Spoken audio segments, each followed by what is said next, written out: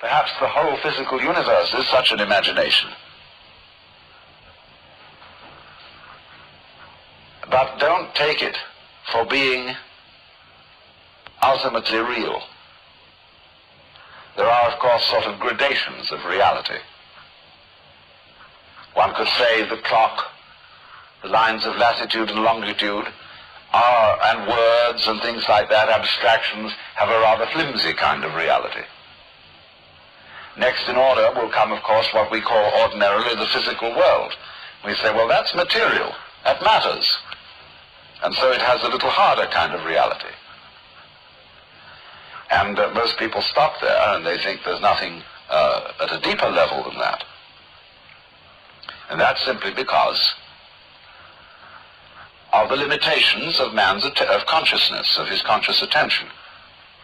Conscious attention is so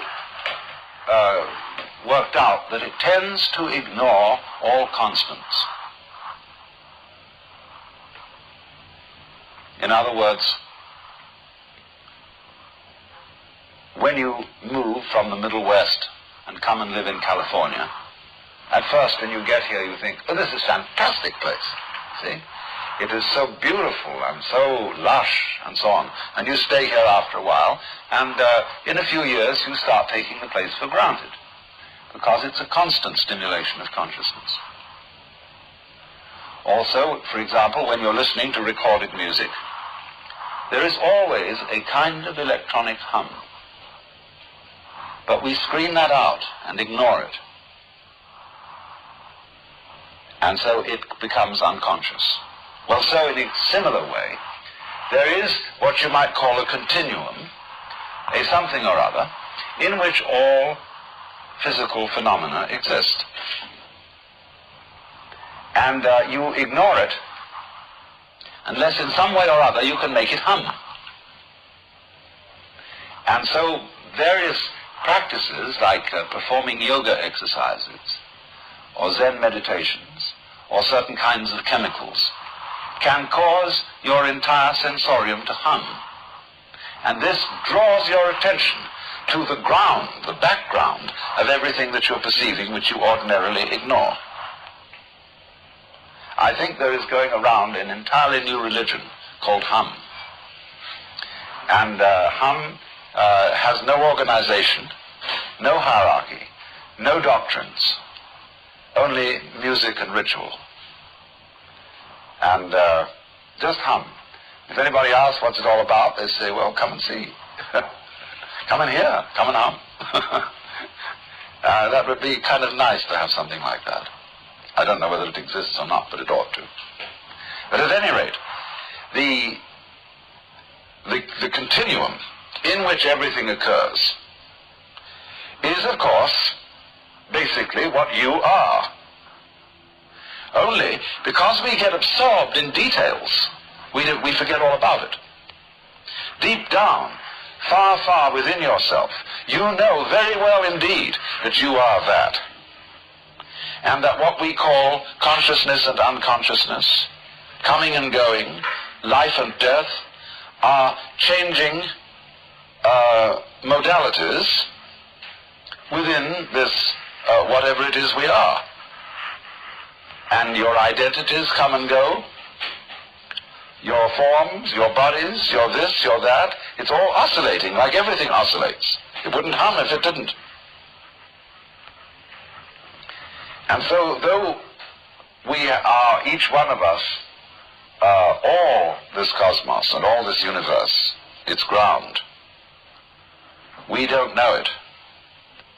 Because we can't make it an item of knowledge, a particular, and we think the only kind of knowledge there is knowledge of particulars.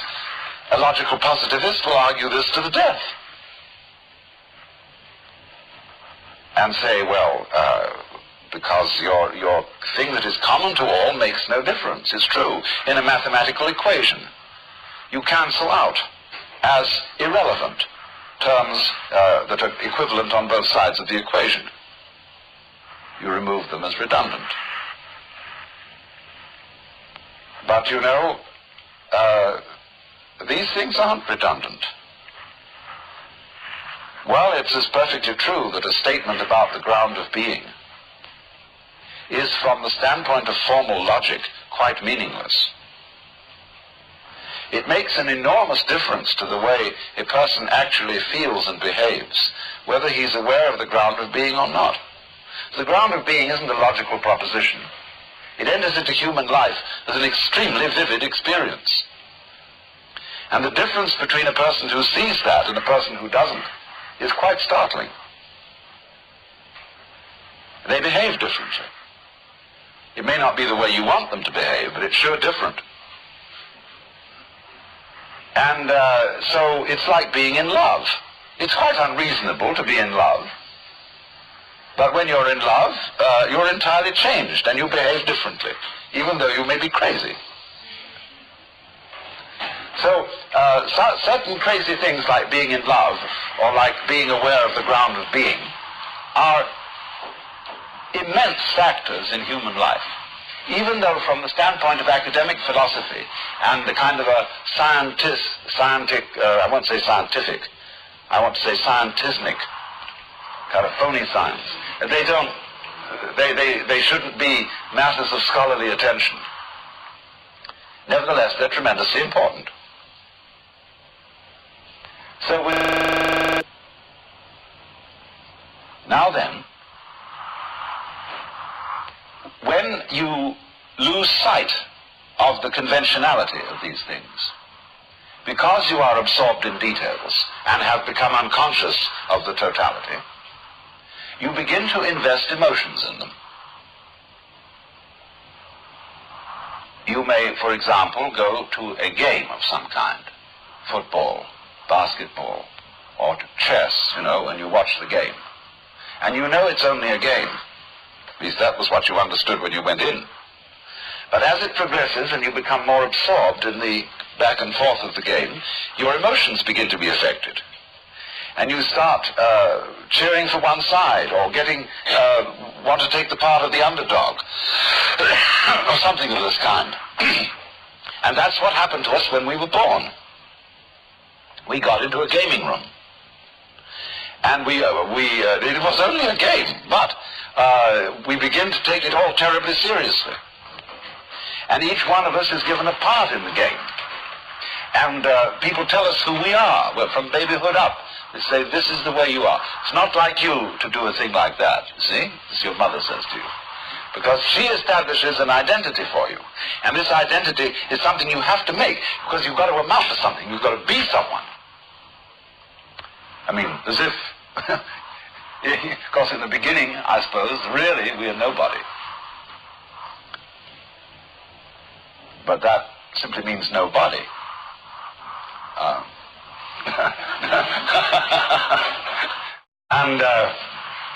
But we are persuaded all along, and all through life, we begin to build up this precious identity, which is our part in the game.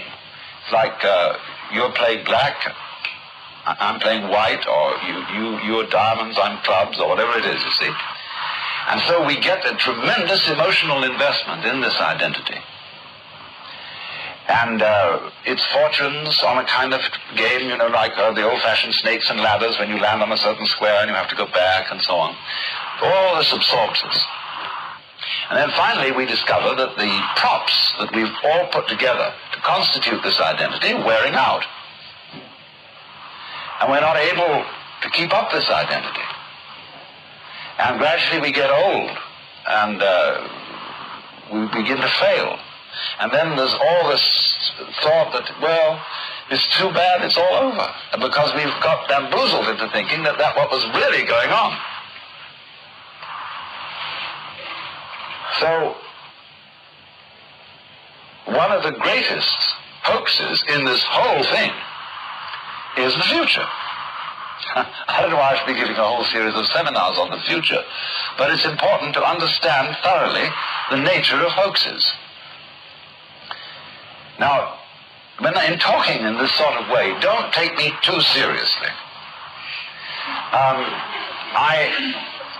In all my writing and lecturing, I exaggerate. Because if I don't exaggerate, no one will listen. Because all philosophers who take a moderate tone of voice and say on the one hand this and on the other hand that, and after all we should realize that all points of view should be taken into consideration, one reveres them for their calmness and their fair-mindedness. But when you listen to it all, have they stimulated you? Have they given you a new idea? No. Therefore, to teach in any way philosophy, you have to make outrageous statements, but with the warning to your listeners that you're only doing this for effect, to get a point across, to provoke thought, because my position as a philosopher is not a verbal position. My position as a philosopher is experiential, and not existential, experiential. That is to say, the experience of the ground. And I will take any side, weave all kinds of patterns, but the whole point of doing that is by showing you how various opinions cancel each other out. You can come to the no opinion, to the ground underneath, and experience that, which is as good, if not better, than falling in love.